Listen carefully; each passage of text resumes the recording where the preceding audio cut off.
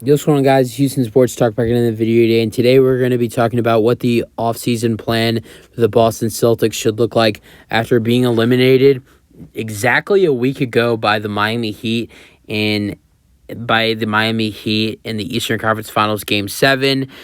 I I I've been meaning to do this for a while. Talk about the Boston Celtics offseason stuff has popped up. Different stuff has popped up. Preparing, for the NBA Finals, start of summer.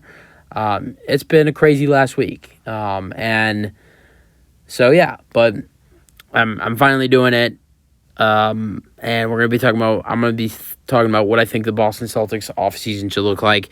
We're gonna be going over a trade. Basically, I'm just gonna be predicting what I think the Boston Celtics might do, and what I think they should do this offseason, what their offseason plan should be this offseason. As yes, the NBA Finals if went to Game 7 would end June 18th. Offseason basically starts if I guess you wouldn't say the day after the NBA Finals would be over. It would basically the next couple days after the finals ends. Because the NBA draft is June 22nd. We see players, opting out of their player options or accepting their player options or if not that, team options with players accepting their team options teams accepting or declining team options. You see a bunch of that, after the finals are over and going into the draft. You see a couple of trades before the draft. You see trades during draft day and during draft night, and then the draft itself. So it's not long after the NBA offseason gets underway. So, it's going to be a good offseason. And basically get it starting off with what I think the Boston Celtics should do. I'm gonna start off with a trade, and then I'm gonna get into Boston doesn't have a lot of money to spend, so I really only have Boston signing one free agent and trading for one player. And let's get into the first trade, which is involved with the Minnesota Timberwolves. So Minnesota is potentially gonna maybe be interested in moving Kyle Anderson this summer. Small forward / power forward who averaged almost 9 points, I think 9.6 points per game, almost 10 points per game. Really solid defender. Is kind of like a point forward. I would guess you would say he's like a point forward. A decent 3-point shooter. I think he shot like 40% from three last year, but not on many attempts. Decent rebounder. I think he averaged 6 rebounds per game last year with Minnesota. But he's an expiring contract next summer, and they're looking to move him. And Minnesota is one of the teams that is reportedly interested in Peyton Pritchard this offseason. Backup point guard, who is a really solid player, averaged 6 points per game this year. Also, in the last game of the season for Boston, I think he had a 31 point. In the last game of the season for Boston this year, he had a 31-point game. That he also had 14 rebounds and 10 assists. So a 31-point triple-double for Peyton Pritchard, which he also hit 8 threes in that game, was fantastic for the Boston Celtics.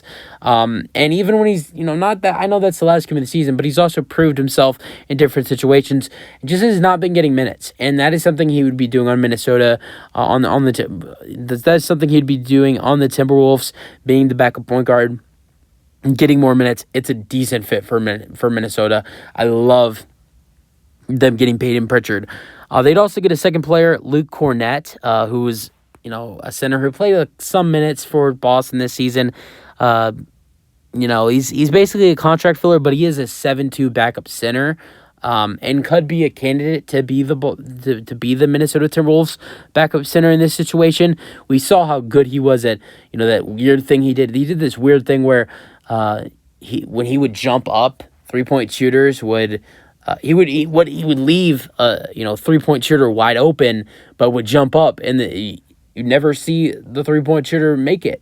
And I think probably was because of his height at 7'2". But besides that, with his really weird jumping thing he did when 3-point shooters would take a three.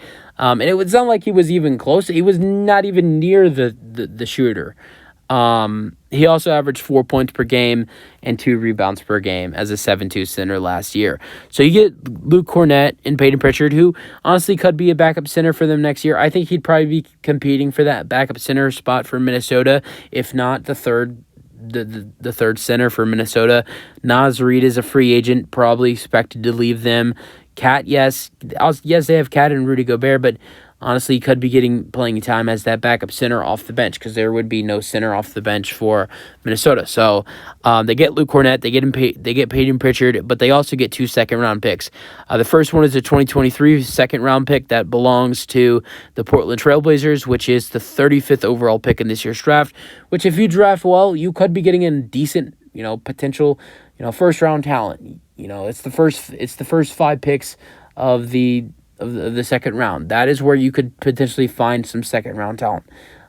It doesn't happen often, but it happens sometimes. You usually do find at least 3 or 4 guys in the second round, if not more, 5 or 6 guys in the second round that are very productive. I can name a couple. Christian Braun, who had an amazing game last night in the NBA Finals. Or no, never mind. He was picked late in the first round. Jalen Williams, not candidate of rookie of the year. Jalen Williams, the other Jalen Williams. There was a couple other decent second round picks last year. None at the top of my head, but if you draft well, you could, with the 35th overall pick, you could get a solid player. And then also they would be receiving a 2024 second round pick via San Antonio, which again, even though San Antonio's gotten Victor Wembanyama, it might take San Antonio a little bit, their first year with Wemby, where I could see San Antonio being a potential top, maybe top 8, top 7 worst team in the NBA next year. So that would be a early second round pick as well next season. If San Antonio, San Antonio starts off slow next season with with their new team, which is maybe potentially not unlikely, but I think as of right now, I do think San Antonio would probably start off slow next season with the new look roster with Wemby, and I would assume they would get some new pieces around him. So that could be a really decent draft pick in 2024. So final trade: Kyle Anderson goes to Boston, Cornett and Pritchard go to Minnesota with 2 second round picks, the 35th overall pick in this year's draft, and a 2024 second that belongs to San Antonio. Then in other stuff, I say you keep Gallinari. He didn't play it all last year. He's another trade candidate for Boston. If you don't move him, if you move him alone, which there is a chance he could be in that Minnesota trade, which I don't really see it happening. But if you trade him by himself, you could probably get around 2 to 3 second round picks for him. He's coming off a torn ACL. He's an expiring contract. Also, an expiring contract with the torn ACL that is being paid $7 million for the 23-24 season. He's not going to be worth much at all, even though he is a good player. So in that case, wouldn't you just rather keep him for off the bench and to be a depth guy, a really good shooter? I would just keep him at that point. Then moving on, I only have Boston really signing one free agent, which they might sign a couple of free agents, but the one free agent I have Boston signing is a Curry brother, but not, of course, it's not Steph. Steph might be the owner of the Boston Celtics, but not a player for the Boston Celtics. But that ownership that Stephen Curry has over the Boston Celtics is going to be a reason why Seth Curry. No, I'm just kidding. This is all jokes. But Seth Curry is one of the top free agent candidates for Boston to be interested in. I've seen Seth Curry. I've seen Mason Plumlee as a potential free agency target. Obviously, re-signing Grant Williams. Those are really some of the top targets. I honestly, Grant Williams being a restricted free agent, I see someone giving him a big offer. And I see someone giving him a big offer. Not only Boston can't really afford to match, but Boston doesn't really want to match that offer. Seth Curry's going to be a cheap free agent. Probably, even though he's a good player, probably around $4 or $5 million a year. So you get Seth Curry onto the roster, and he's like a backup. He's a backup shooting guard slash small forward. I would guess. Yeah, backup shooting guard, backup point guard. No, not backup point guard because Malcolm Brogdon would be the backup point guard. But and then that would basically be it. You sign Seth Curry, you trade for Kyle Anderson, you send Pritchard and Pritchard Cornette in a couple seconds for Kyle Anderson, and that would wrap up the offseason. I think someone's going to offer Grant Williams an offer that Boston can't match, and in that case, the roster would ultimately looking like the same starting lineup as last year. Marcus Smart at point guard, shooting guard Jaylen Brown, small forward Jason Tatum, power forward Al Horford, center Robert Williams. Then the bench is a little bit different. Sixth man Malcolm Brogdon, seventh man Derek White, eighth man Seth Curry, ninth man Kyle Anderson, 10th man Mike Muscala, 11th man Danilo Gallinari, and the 12th man Sam Hauser. That is a deep rotation with a lot of good shooters. I mean, the only guy who is not a good 3-point shooter in that lineup, in that 12-man rotation, is Robert Williams.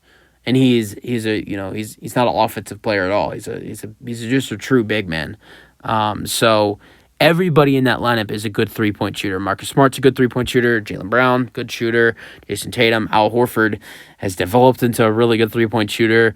Malcolm Brogdon, a good shooter. So is Derek White. Seth Curry. I mean, all I have to say is his last name, and he's a good shooter. We're looking at his dad and his brother, Kyle Anderson. Even though he doesn't shoot the 3-pointer that much, he's a good shooter. Mike Muscala as a big man is still a really good shooter. Gallinari is, one of the. I mean, in his past years, he's been an amazing 3-point shooter in this league. And then Sam Hauser is a good shooter as well. So, from 1 through 12 in that lineup, that roster, if that Boston makes those changes, everybody is a good 3-point shooter besides Robert Williams, and he doesn't really count because he's not that much of an offensive player at all. He's a defensive player. He's just a true big. So that would be a really good team for Boston. Mike Muscala, full season of Muscala because they traded for him late in the offseason. Gallinari is back. He didn't play at all for them last year with that ACL injury, and they signed him last year after being bought out by the Spurs, which was a great move for them. Trading for Kyle Anderson and signing Seth Curry. It's definitely a decent offseason. Full season of Mike Muscala, signing Seth Curry, trading for Kyle Anderson, getting Danilo Gallinari back. Yes, you lose Grant Williams, but at the same time, you're adding in Seth Curry and Kyle Anderson, and then returning is Danilo Gallinari and having a full season of Mike Muscala. I think it is definitely an upgrade for the Boston Celtics, even though they're losing out on Grant Williams. You guys have your thoughts on the potential offseason for the Boston Celtics. That's it for the video. Hope you guys enjoyed, and peace out.